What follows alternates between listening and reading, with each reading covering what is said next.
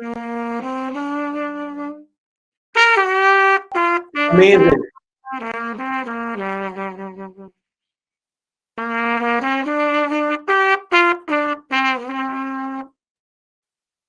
Danny boy. Danny boy. Roger Waters, welcome to May Day. Thank God. I was consoling myself there with a few bars of Danny Boy from Petto. Before we get to anything else, I wanted to ask you a question.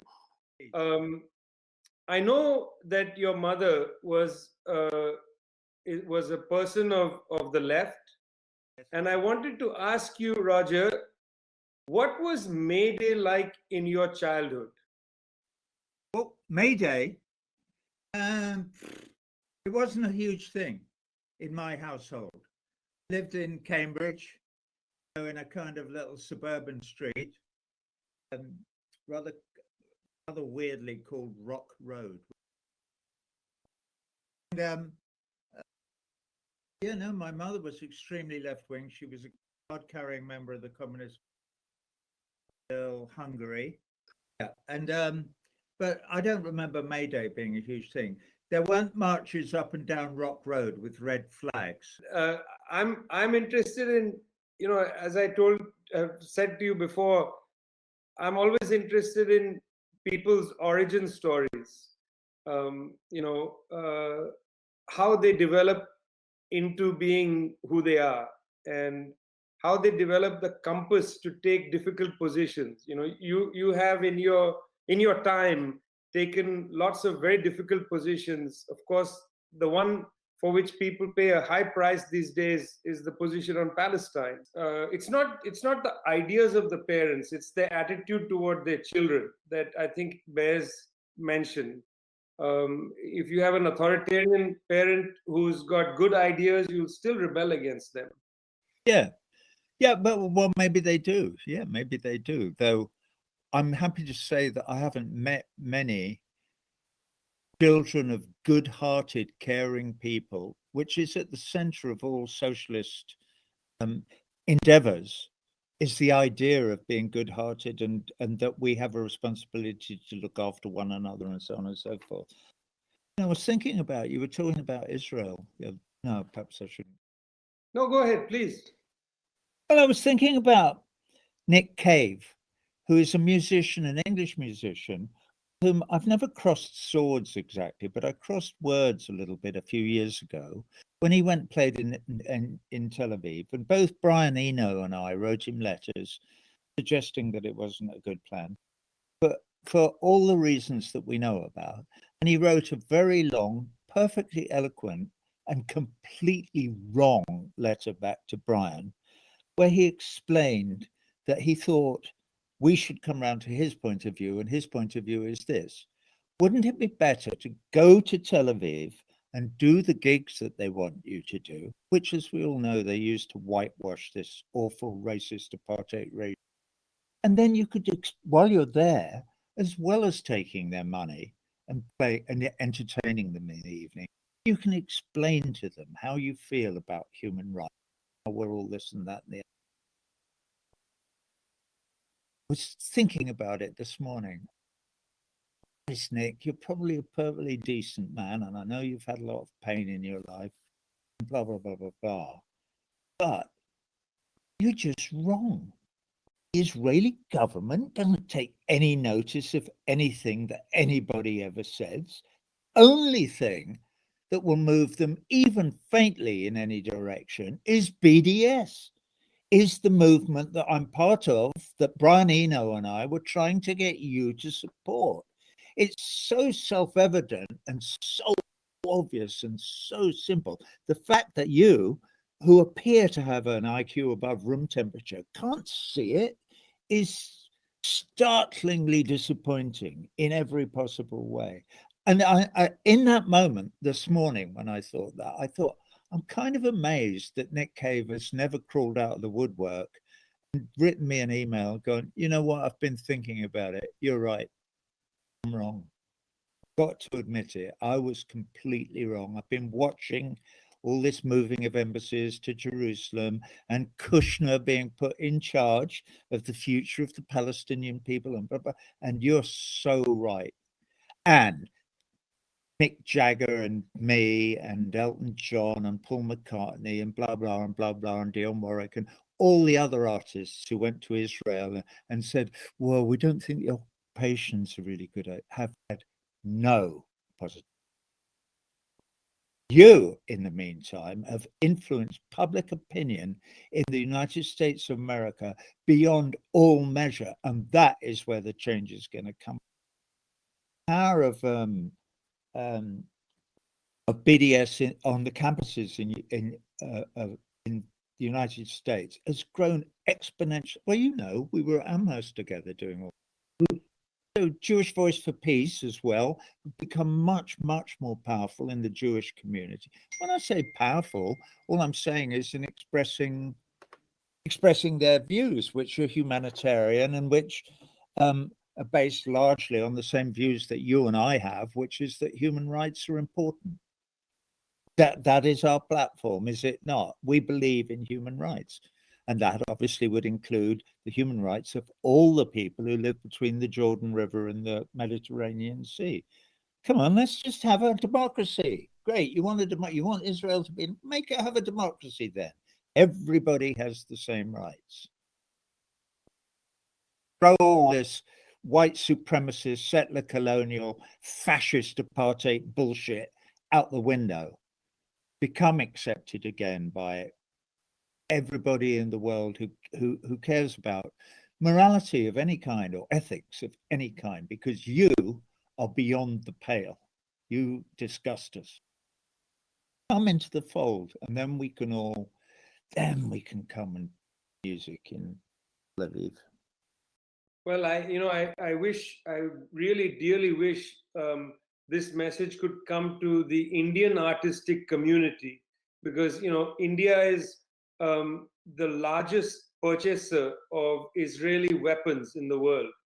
Half of the weapons that Israel exports are bought by the Indian government. It's a scandal. And what's even, I think, worse, or not worse, but is terrible, is that the film industry in Bombay is totally given over to the Israeli point of view. And they, when Netanyahu was there, they had photo opportunities, and there seems to be nobody there really raising their voice, saying there's an alternative. There's got to be a human way to go forward. There's no space for that in the Indian scene. Well, by and large, though one doesn't wish to tar everybody with the same brush, you would need a pretty powerful microscope to find a moral compass anywhere in the film industry. Having said that, obviously there's Ken Loach, and there are many, many exceptions to that general rule in terms of individuals, but not in the Disney world, not in Hollywood, and not in Bollywood, and not in those places that are devoted only to and entirely to making money, which obviously is the reason that most Hollywood product is such shit, is because all they're trying to do all the time is make money. They don't care about quality of the drama or whatever, by and large. And I know Bollywood is the same. I mean, I haven't watched a Bollywood movie ever, but I've seen clips. You think, oh my goodness, what is wrong with these people? What I do. So tawdry and disgusting and bad, But that's, what can you, that's only me having opinions about it. Or may not be true. Sorry to hear that. But let's not forget that Maury, your glorious leader, is cut from the same block as Netanyahu. They are like identical twins in their attitudes, politics, and to people, and to human rights, love, and to life. If you're a Muslim in Kashmir, you could just as well be a Palestinian. There's really no difference. It's an occupation, isn't it? I mean, I'm not as clear about Kashmir as I am about mine, but looking from the outside, it looks pretty horrifically like a minority being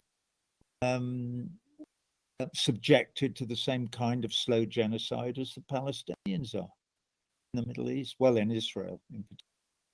No, I mean, what you say is quite correct. In fact, ever since the Modi government has attempted to take certain rights that the province of Jammu and Kashmir had by negotiation 60 odd years ago, last year they just revoked those rights and then shut the whole state down in a most draconian way, arrested politicians, closed the internet, things that, I mean, you'd think, good God, I mean, I know that democracy is largely fictitious for most people in many parts of the world, but they didn't even pretend.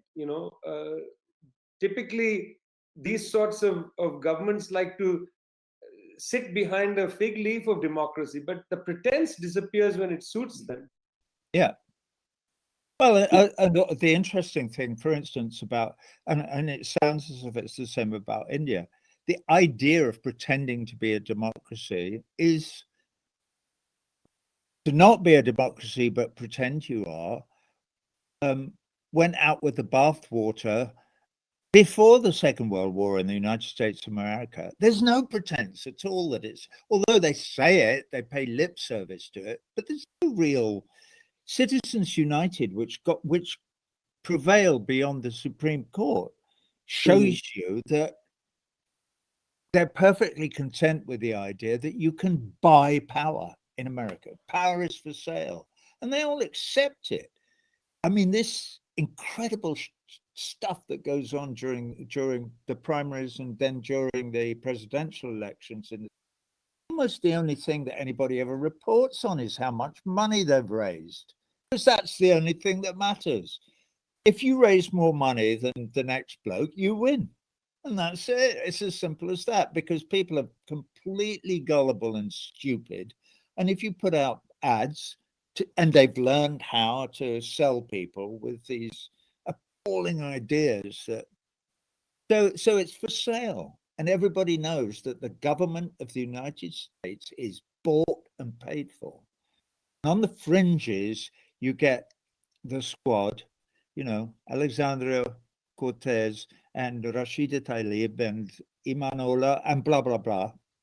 Ilhan Omar, beg your pardon, and a few white women, Betty McCallum and blah, blah, blah, and a few, but they're few. They are a small minority in Congress, and there's precious few in the Senate. And so it's all, it's extremely disappointing. Well, the other day you were going to interview the former president of Ecuador, Rafael Correa. I know that, Roger, you had traveled to Ecuador, where the Chevron Corporation had deliberately released a large amount of petroleum into lands which were indigenous people's lands. And, that was a very courageous act to go there, because nobody was really reporting on the crimes of Chevron. Then they threw Rafael Correa, who had done that campaign where you put your hands in what appears to be petroleum and say hands, basically bleeding hands, removed from office, and now a quite despicable person is the head of government. Tell us a little bit about the experience that you have had with Ecuador, and then perhaps a little on the conversation with Rafael Correa. Well, I spoke to him 2 days ago. He interviewed me. What a charming man, and eloquent, and obviously very well educated, and clearly was a great president in Ecuador. And I said to him at the end of the interview, I wait for the day when I can visit you in Quito, and we can go to a bar and have a couple of beers and chat more. You are the man who should be running Ecuador, not the puppet.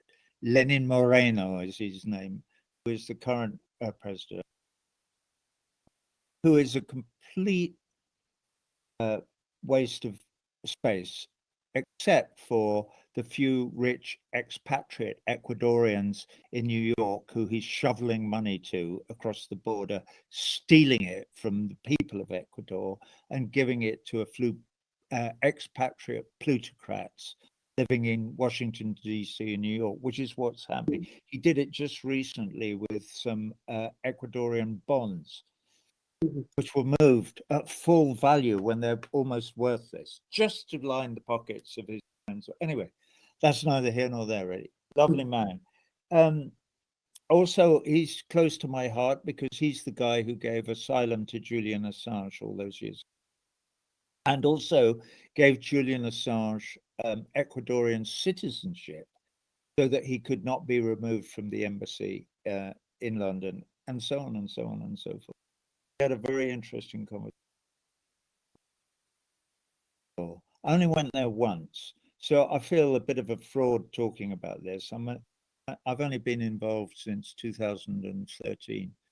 Okay, that's 7 years, but I got involved because I met the lead lawyer in the case, who's called Stephen Donziger, who interestingly enough, I will be speaking to as soon as I play you my song and we get off. I'm calling up because there is a webinar with him with a bunch of lawyers, and it's a kind of important thing in the movement through his process. He is in prison. Well, he's under house arrest in his town in New York because he dared to represent some poor Ecuadorians, indigenous rainforest dwelling people in Ecuador. Huge mistake that he made was he won the case. The case was found against Chevron, and they owe these people 9.5, no, actually it's now $12 billion, and they won't pay them a single cent. On the grounds that exactly the same reason that Kushner does what he does or Trump does what, because it's inconceivable to them that anybody else should have rights under the law, human rights. Back to Paris 1948. So Stephen has stuck to his guns through thick and thin. Chevron decided, they employed Gibson Dunn, who are a firm of sort of gunslinging lawyers who are super skilled in slap suits, which are suits where they go after whoever is important in the case and try to destroy them financially and destroy their reputations, do everything that, and they've gone after Stephen Donziger. Demonized Donziger has been their whole thing. And up until quite recently, it succeeded in quite well. It was very difficult to get the mainstream media involved in the story. That is now changing. It changed hugely and significantly for the better last week when we printed an ad in the Financial Times, letters signed by 29 Nobel laureates.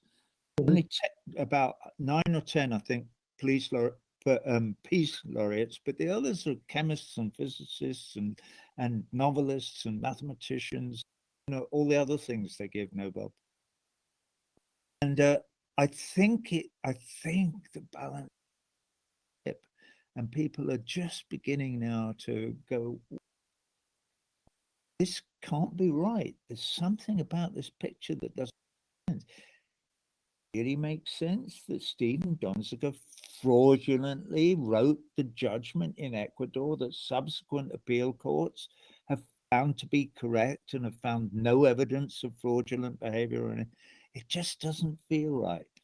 It's a bit like the Duma chemical attack and all this stuff with the OPCW that's going on now. It doesn't smell right. There's a rat here.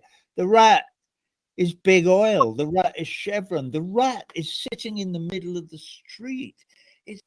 It's almost impossible to walk out of your front door without seeing the rat.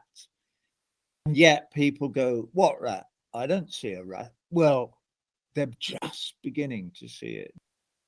So hopefully there's some light at the end of that tunnel. I went there once in, I don't know, 2013 or 14, because I was in Bogota doing a gig, playing in Ecuador. But I thought, you know what?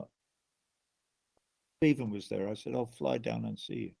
They tried to stop me landing. Moreno tried to stop my plane landing. Then he tried to ban me from giving my friend Stephen Donziger a lift to Lago Agua, the area in northern Ecuador where we were going to go. And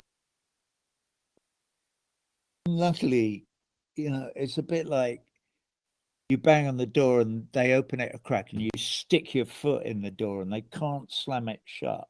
And that's what they discovered. They realized that I was going to be too noisy. So we went and looked at it.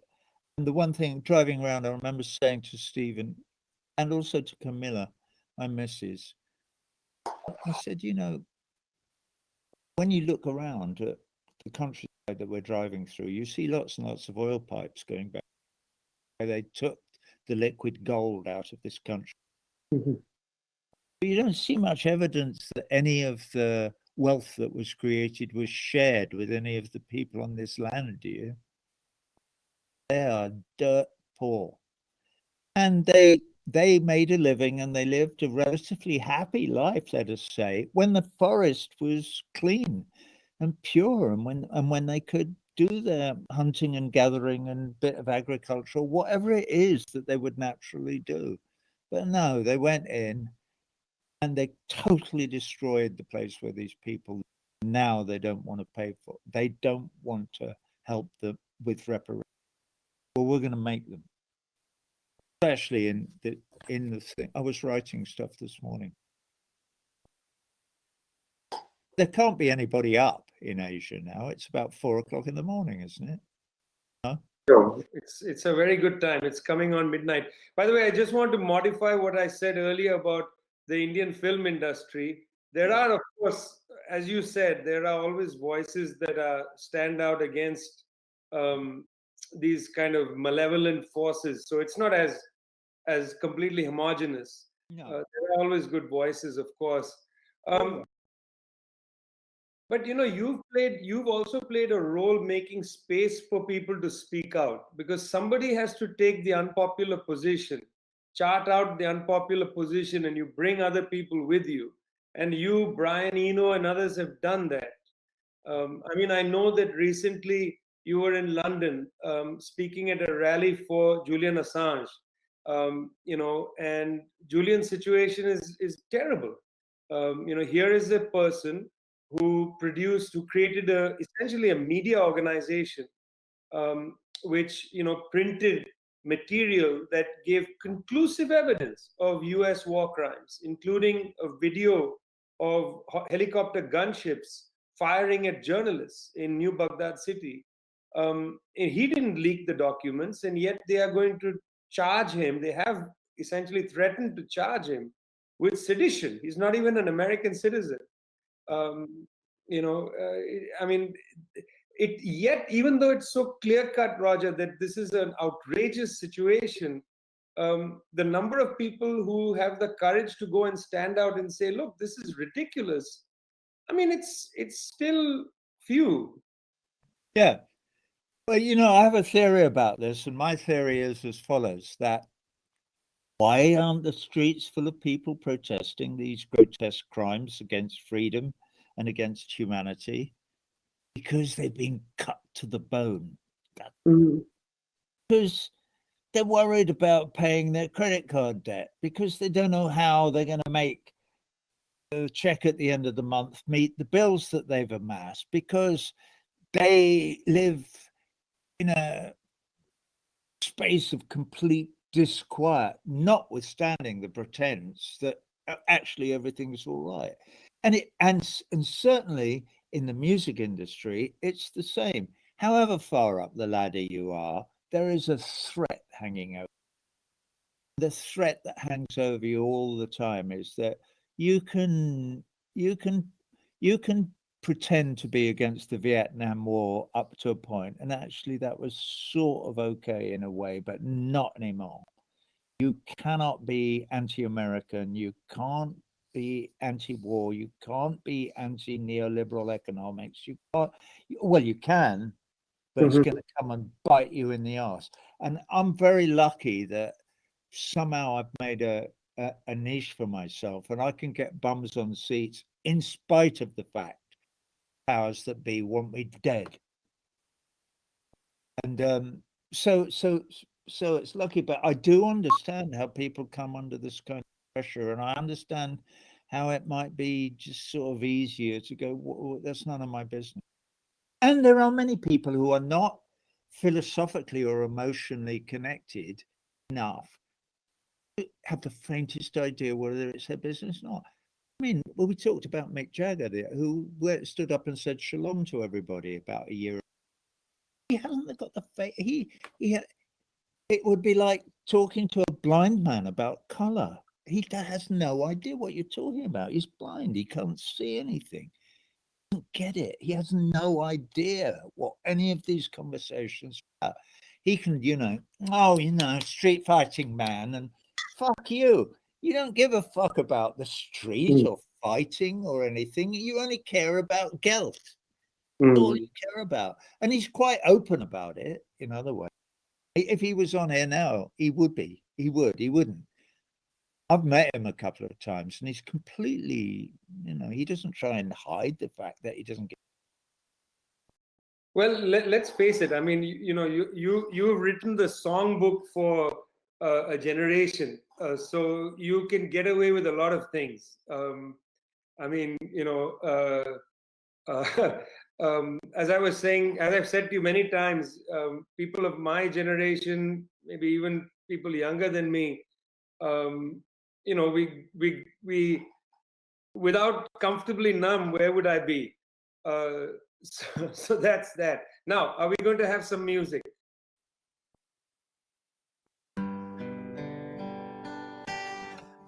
So this is my version of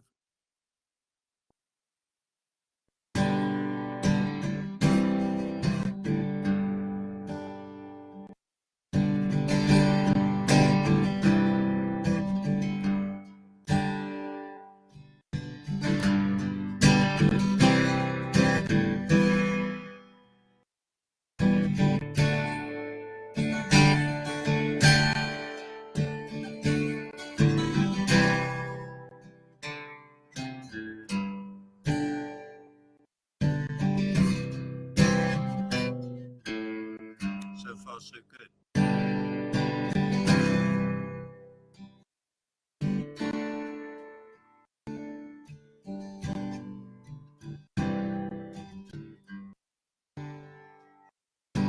We shall overcome. We shall overcome. We shall overcome someday.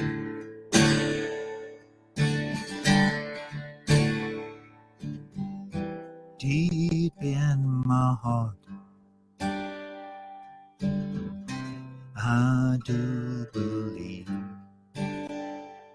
that we shall overcome someday.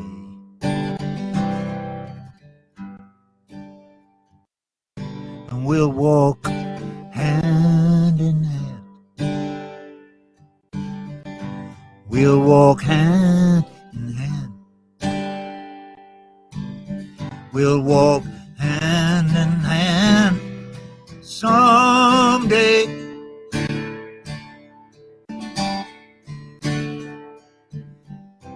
Deep in my heart, I do believe that we'll walk hand in hand someday. Drums coming here. I haven't got you. And we'll tear down the prison walls. We will tear down the prison walls. Together we will tear down the prison walls on that day.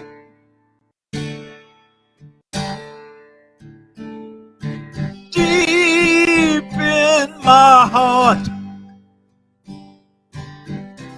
I do believe that we will tear down all those prison walls on that day.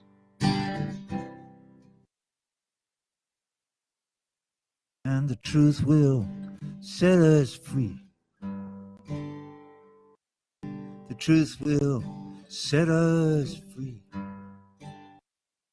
The truth will set us all free on that day.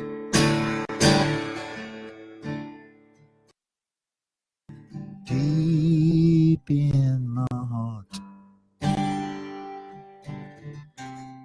I do believe that the truth will set us all free on that day. And we'll walk hand in hand. We'll take back the land. We will plant a billion trees. And we will set the people free from the Jordan River to the sea. And we'll sound the alarm, keep our women safe from harm. In Myanmar and Kashmir, the Pinkertons will fear to tread. We will drive them from the streets. We might try human rights instead. And in Chile and in Brazil, el derecho de vivir will triumph over fear. And in Chicago and St. Paul, in Paris and in Porthcawl, in Wet'suwet'en land, we will make our stand. We'll keep the water clean. This is no idle dream. We are many, they are few. And on this first day in May, we are here to have our say. Here is witness to a new day. For today, a child is born. Child to us all. Like a sunbeam in the rain, like a smile through a veil. It will take away our pain. And if we cup our hands like this, like a mantis, like a dove, it will settle in our palms. And the child's name is love. Child's name is love. Child's name is love. Child's name is love.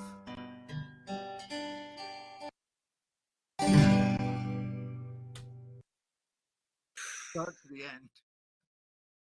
Oh my God, that was the best ending for our May Day festival. I couldn't have thought of a better ending. What a beautiful, beautiful song.